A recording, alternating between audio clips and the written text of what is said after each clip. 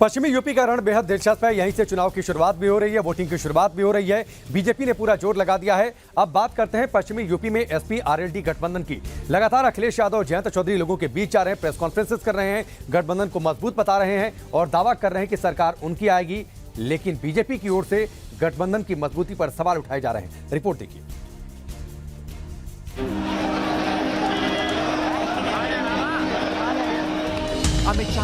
शुक्रवार को मुजफ्फरनगर और मेरठ, शनिवार को गाजियाबाद। अखिलेश और जयंत एक बार फिर एक साथ प्रेस कॉन्फ्रेंस में साथ नजर आए। पश्चिमी यूपी की जंग में इस जोड़ी पर सबकी नजर है। क्या समाजवादी पार्टी का वोट आरएलडी को ट्रांसफर होगा? क्या आरएलडी के वोटर समाजवादी पार्टी को वोट करेंगे? ये वो सवाल हैं जिसका जवाब चुनाव परिणाम के बाद मिलेगा। लेकिन गठबंधन के नेता एकता का दावा जरूर कर रहे हैं। किसानों के मुद्दों के जरिए बीजेपी के आक्रामक तेवर को कुंद करने की कोशिश कर रहे हैं।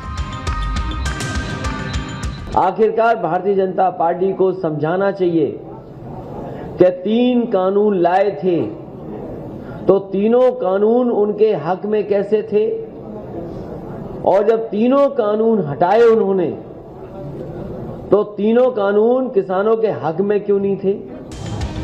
पिछले 3 चुनावों में पश्चिमी यूपी में सबसे बड़ा मुद्दा ध्रुवीकरण का रहा है। क्या इस बार पश्चिमी यूपी का मिजाज बदलेगा? अखिलेश अपने चुनावी अभियानों में रोजगार जैसे मुद्दों पर जोर दे रहे हैं, साथ में बीजेपी पर भी आरोप लगा रहे हैं। ऐसे ही समाजवादी पार्टी ने पुरानी पेंशन को बहाल करने के लिए कहा। आप सोचो मुख्यमंत्री जी को क्या याद आया? अब्बा जान।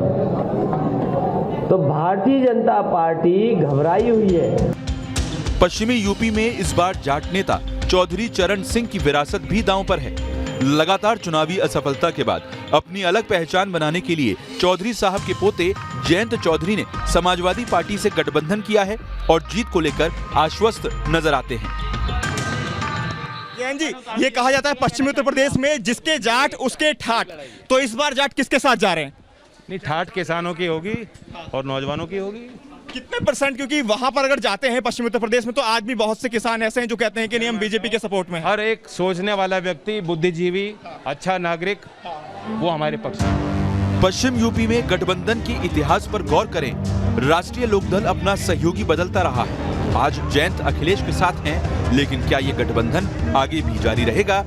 बीजेपी की तरफ से यही सवाल पूछे जा रहे हैं।